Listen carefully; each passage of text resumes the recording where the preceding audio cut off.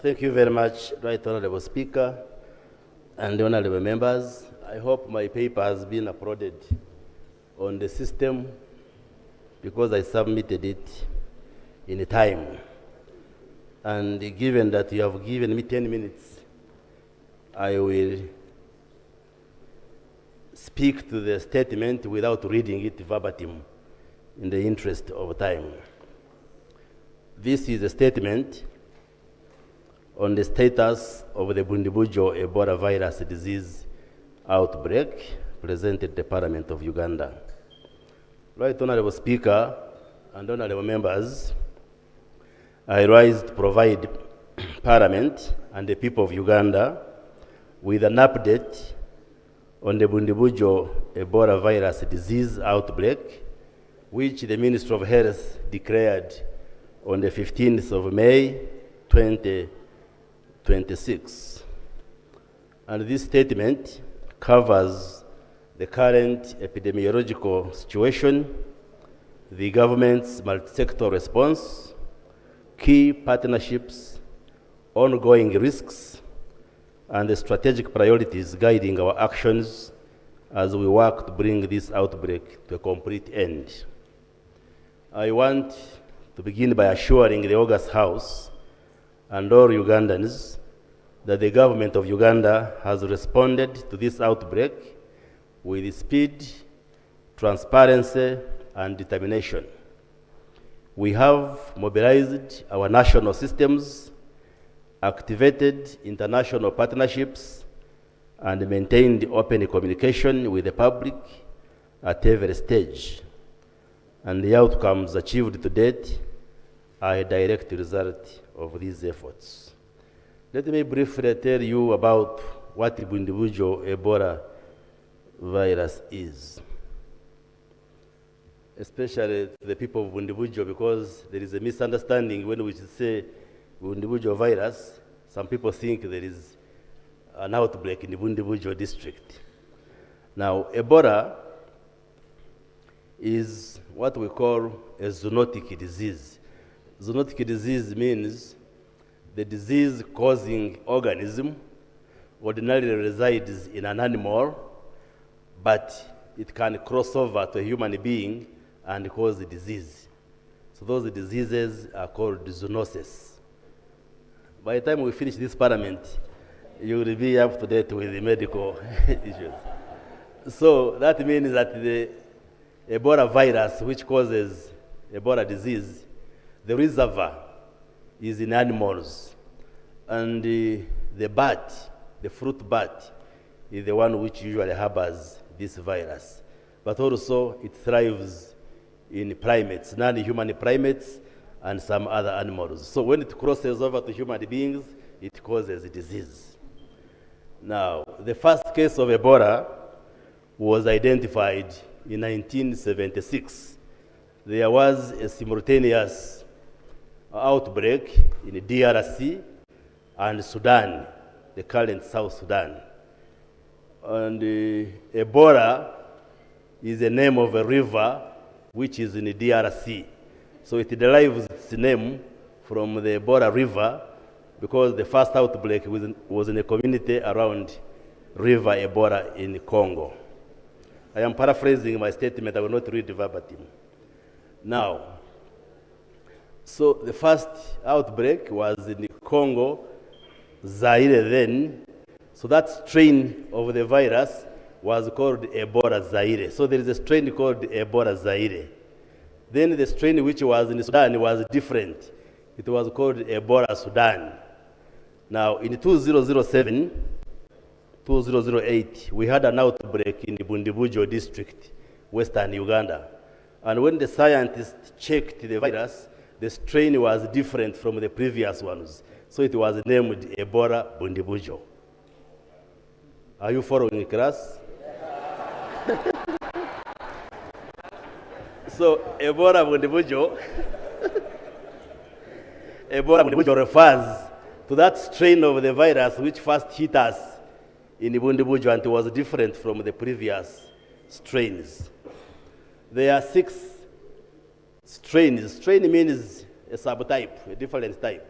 There are 6 strains of Ebola virus.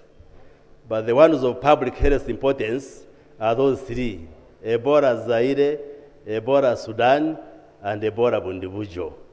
There is another one called the Thai forest Ebola virus.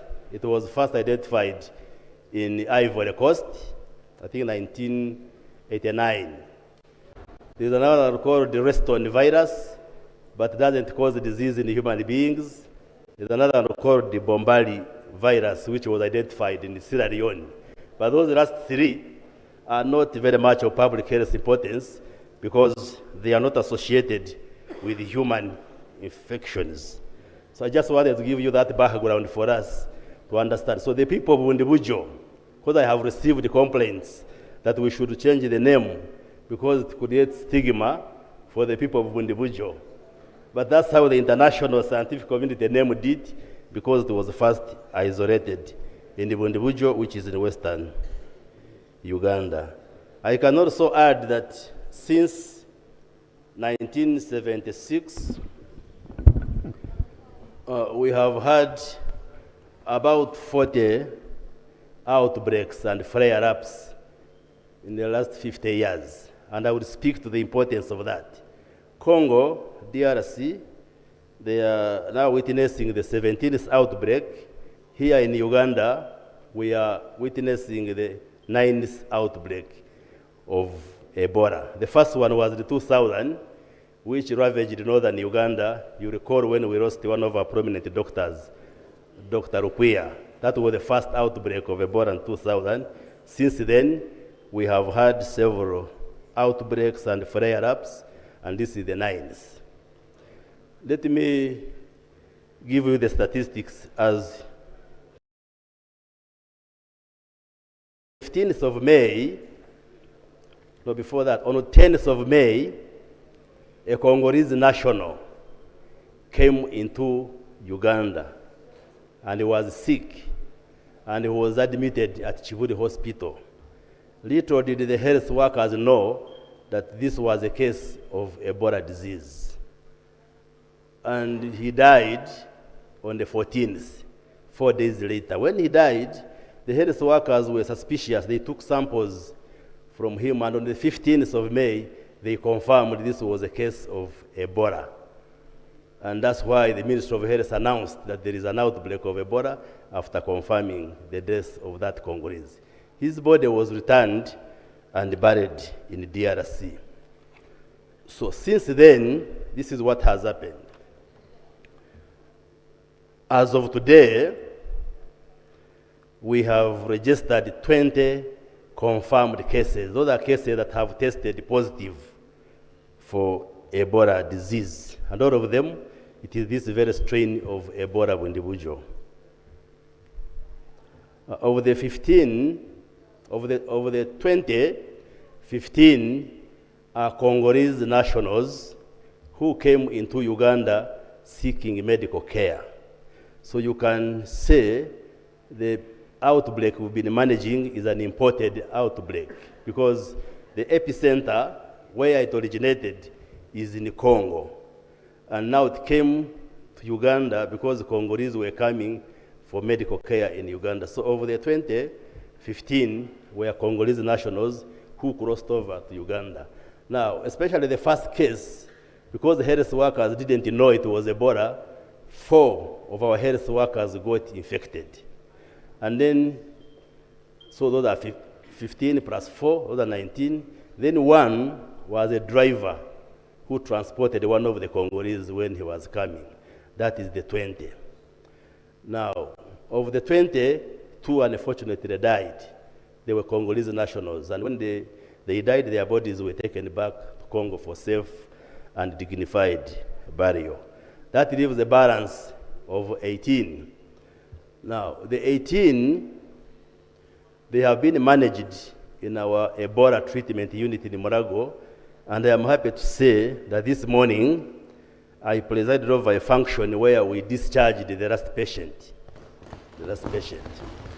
So all those who tested positive for Ebola, 2 died, then the rest have been treated successfully and they have been discharged. The last one who